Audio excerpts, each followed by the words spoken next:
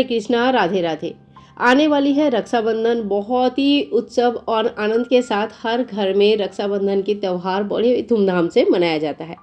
तो रक्षाबंधन कब है, सबसे बड़ी क्वेश्चन होता है कि रक्षाबंधन कब है, सही समय क्या है, कौन सी दिशा में बैठ के भाई को राखी बांधनी चाहिए, पूजा पाठ कब करनी चाहिए, पहला राखी कब और कहाँ बांधना चाहिए, राखी की थाली कैसे सजाना चाहिए।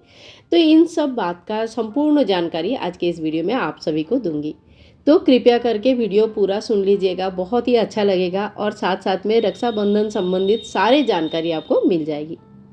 तो चलिए शुरू करती हूँ आज का वीडियो। और अगर पसंद आए तो please like share and comment और चैनल को सब्सक्राइब तो बिल्कुल करना बिल्कुल भी ना भूलें, है ना। सबसे पहले जान लेते हैं सावन महीने की पूर्णिमा तिथि कब से शुरू हो रहा है, कब समाप्त हो रही है। शुरू हो रहा है 27 अगस्त, दिन होगा गुरुवार, समय होगा सुबह का 9:10। ठीक है। और एंड यानी कि समाप्त हो रहे हैं 28 अगस्त, दिन होगा फ्राइडे यानी कि शुक्रवार, सुबह 9:48। तो उदया तिथि के हिसाब से जो पूर्णिमा तिथि हमें मिल रही है वो 28 अगस्त का मिल रहा है। और गुरुवार के दिन गुरुवार का जो दिन है, इस दिन भद्रा भी लग रहा है। तो इसीलिए राखी 2 दिन नहीं मनाया जाएगा, सिर्फ एक दिन मनाया जाएगा, वो है 28 अगस्त फ्राइडे। और इसका जो समय रहेगा, ये समय भी बिल्कुल सुबह सुबह हमें मिल जाएगा। उदया तिथि के हिसाब से राखी मनाने का एक ही दिन है, वो है 28 अगस्त फ्राइडे। ठीक है। और एक बात और बता दूं कि राखी बांधने का जो सही समय है वो क्या होगा। तो सुबह 5:57 से लेकर शुरू हो जाएगा 9:48 तक मॉर्निंग में। ठीक है। तो यानी कि मोटा मोटी अगर पकड़ लीजिए तो कितना हो जाएगा, सुबह 6 बजे से लेकर पौने 10 बजे के अंदर अंदर हमें राखी बांधना होगा। अब आते हैं राखी का पूरे दिन की दिनचर्या और बाकी सारे डिटेल्स के ऊपर, है ना। और देखिए, राखी अगर उस टाइम पे सुबह सुबह नहीं बांध सकते हैं, कहीं जाना है, दूर है, तो फिर और टाइम क्या है, इसके बारे में भी हम आगे चल के बात करेंगे। तो पूरे वीडियो को देख लीजिएगा। यहाँ पे मैंने ठाकुर जी के लिए बड़े अच्छे अच्छे कपड़े निकाल लिए हैं। कुछ कपड़े अपने हाथों से बनाए हैं, कुछ खरीदा हुआ है। ठाकुर जी को इस दिन अच्छे से स्नान कराए, आप चाहे तो कच्चा दूध से स्नान कराए, बहुत अच्छा रहता है, क्योंकि पूर्णिमा का तिथि है। पंचामृत से भी स्नान करा सकते हैं। ठीक है। तो मैं अपना पूजा पाठ के वीडियो आप सभी लोगों के साथ शेयर कर रही हूँ। नित्य पूजा है मेरा, और इसके साथ साथ ही रक्षाबंधन की सारी जानकारी देने की कोशिश भी कर रही हूँ। तो सबसे पहले देखिए, किसी दिन भी घर में जब तीज त्यौहार रहता है ना, तो एकदम ब्रह्म मुहूर्त में उठने की कोशिश करें, सूर्योदय से पहले उठने की कोशिश करें, घर की साफ सफाई करें। और सबसे पहला काम जो करना है वो है दहलीज की साफ सफाई। जो भी दहलीज है आपके घर में, छोटा बड़ा, ठीक है ना, जैसे भी है। वो लोग बहुत बोलते हैं एकदम बाहर है, हमारे घर में दहलीज में पूजा करने की जगह नहीं है। होता है, बहुत लोगों का ये सारी चीज़ें होती है, लेकिन थोड़ी सी हल्दी वाला पानी लेके दहलीज को साफ कर लीजिए। एक छोटा सा स्वास्तिक बना लीजिए। अगर हल्दी से बनाएंगे तो बहुत अच्छा है, नहीं तो रंगोली, हल्दी, जो भी आप करते हो, आपका जो नियम है उससे आप दहलीज को साफ सफाई कर लीजिएगा। ठीक है। स्नान करके सबसे पहला काम होगा, स्नान के बाद जो सूर्य नारायण को जल चढ़ाना। ये काम तो आप नित्य नैमित्य अगर करते हैं तो बहुत अच्छा है। और साथ ही में तुलसी मैया का पूजा कर लेंगे। शुक्रवार का दिन है, माता लक्ष्मी की दिन है, तो इस दिन लक्ष्मी नारायण जी की पूजा भी बहुत लोग करेंगे। ठीक है। और देखिए, इस दिन ना लड्डू गोपाल जी की पूजा जरूर किया जाता है। उनको अगर हो सके तो नया ड्रेस भी पहना सकते हैं, खुद अपने हाथों से भी बनाकर पहना सकते हैं, क्योंकि रक्षाबंधन के दिन सबसे पहला राखी जो है ना, लड्डू गोपाल जी को या गणपति जी को, यानी कि कोई भगवान को बांधा जाता है। तो ज़्यादा से ज़्यादा घरों में कान्हा जी को राखी बांधा जाता है सबसे पहले, और उसके बाद जो है ना अपने भाई को और बाकी लोगों को राखी बांधा जाता है। ठीक है। जो लोग उद्यापन करेंगे वो 27 तारीख को ही उद्यापन कर लेंगे। पूर्णिमा का जो व्रत रहेगा वो भी 27 तारीख को ही रहेगा, क्योंकि चंद्रमा का जो उदय तिथि के अनुसार, चंद्रमा के जब हमें चंद्रमा मिलती है रात के समय, शाम के समय, उसी टाइम पे उसी दिन पूर्णिमा का व्रत रखा जाता है। तो सावन पूर्णिमा का जो व्रत होगा वो 27 तारीख का रहेगा, और इसी दिन आप सावन का उद्यापन भी कर सकते हैं, है ना। जो लोग उद्यापन नहीं कर पाए हैं किसी वजह से, वो सुबह सुबह उठ के 28 तारीख को भी उद्यापन कर सकते हैं, क्योंकि उदया तिथि के हिसाब से उस दिन भी पूर्णिमा रहेगा, है ना।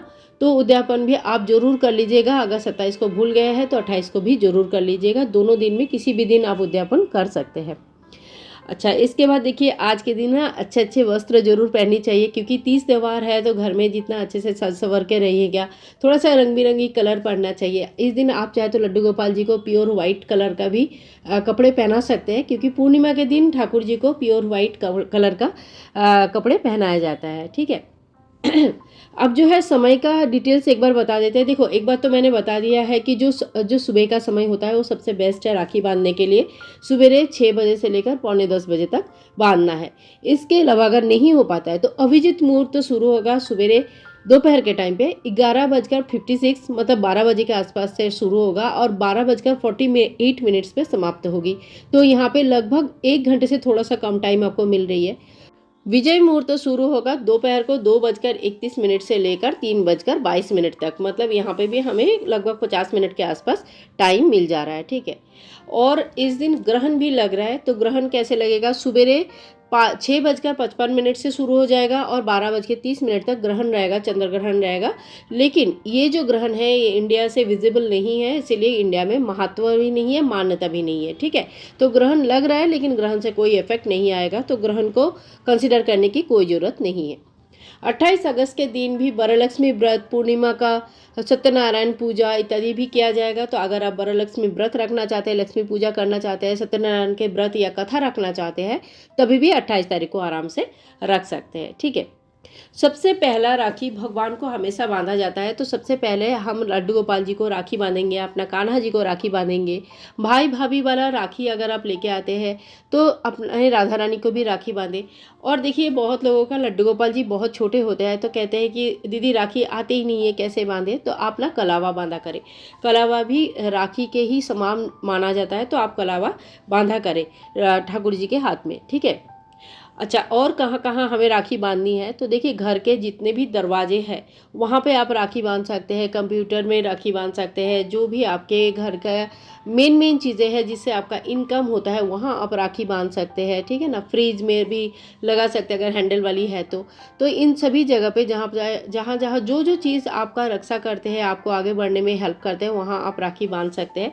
इसके अलावा देखिए, घर के जो कार है, स्कूटर है, साइकिल है, बच्चे बड़े किसी का भी, वहाँ पे भी राखी बांधा जाता है। तो इन सब जगह पे राखी बांधने के लिए आपको छोटे छोटे राखी का पूरा बंच मिल जाता है, डजन के हिसाब से लेके आते हैं। मैं भी लेके आती हूँ, लास्ट में थाली में आप लोगों को दिखाती हूँ किस तरह का राखी होता है, वो भी देख लीजिएगा। तो उस तरह का राखी जो है ना, अपने पूरे घर में आप दरवाजे में, कार में, स्कूटर में, साइकिल, मंदिर में बांध सकते हैं, ठीक है। अब जो है राखी बांधने के टाइम पे जब भाई का फेस है वो ईस्ट के तरफ यानी कि पूरब के तरफ या तो नॉर्थ के तरफ होना चाहिए, ठीक है। भाई का जो फेस है, भाई अपना फेस ईस्ट के तरफ करेंगे या नॉर्थ के तरफ करेंगे, और सिर ढक के ही हमेशा बैठना चाहिए। कभी भी खुला सिर जो है ना, तिलक नहीं किया जाता है। तो बहन भी अपना दुपट्टे से अपना सिर ढकेंगे और भाई भी टोपी या रुमाल या गमछा या दुपट्टा जो भी है उससे अपना सिर ढक के फिर बैठेंगे, ठीक है। तो इस तरह से राखी का लिए बैठना है। भाई की राइट हैंड में राखी बांधनी है। भाई अगर उम्र में छोटा है तो उनको आशीर्वाद, लंबी उम्र की कामना करते हुए आशीर्वाद देना है। और इस दिन तो बहुत ही अच्छे अच्छे गिफ्ट्स भी लाया जाता है। भाई चाहे छोटा है बड़ा है, आप भी भाई के लिए अपना कुछ गिफ्ट्स लेके आए, भाई भी अपने लिए आपके लिए कुछ गिफ्ट्स लेके आएंगे। लेकिन गिफ्ट्स लेते वक्त या देते वक्त कभी भी ना लालच नहीं करनी चाहिए। बहुत लोगों का रहता है इतना देना पड़ेगा, उतना देना पड़ेगा, आज तो राखी है। तो इस तरह का चीज़ें ना, मतलब इस तरह की चीज़ें ना हो तो ही अच्छा है। देखो, गिफ्ट ऐसा होता है ना जो दिल से होती है, और जो भी भाई या बहन आपको दे रहे हैं, दिल से दे रहे हैं, अपनी तरफ से बेस्ट दे रहे हैं, यही सोच के आपको ना बड़ी खुशी खुशी उस गिफ्ट्स को एक्सेप्ट करना चाहिए, ना कि उसमें नोक झोंक करना चाहिए, है ना। ये मेरी पर्सनल मतलब ओपिनियन है। अपने रिश्तों को अच्छे बनाए रखें। कोई भी चीज़ ना टूटने में समय नहीं लगता, जोड़ने में ज़िंदगी लग जाती है। तो इसीलिए रिश्ते को बड़े मतलब संभाल के, बड़े अच्छे से, प्रेम से रखना चाहिए। ज़रूरत से ज़्यादा डिमांड किसी से भी नहीं करनी चाहिए। मतलब चीज़ें आई होप आप लोग समझ सकते हो, रिलेट कर सकते हो। तो ऐसा है ना, कोई भी त्यौहार को ना खुशी से, आनंदमय करके रखे, खुशी से रखे। जो भी चीज़, जैसा भी, जिसने भी जितना कर पाया है उसी को एक्सेप्ट करे। इससे ही जीवन में बहुत ज़्यादा खुशी आती है।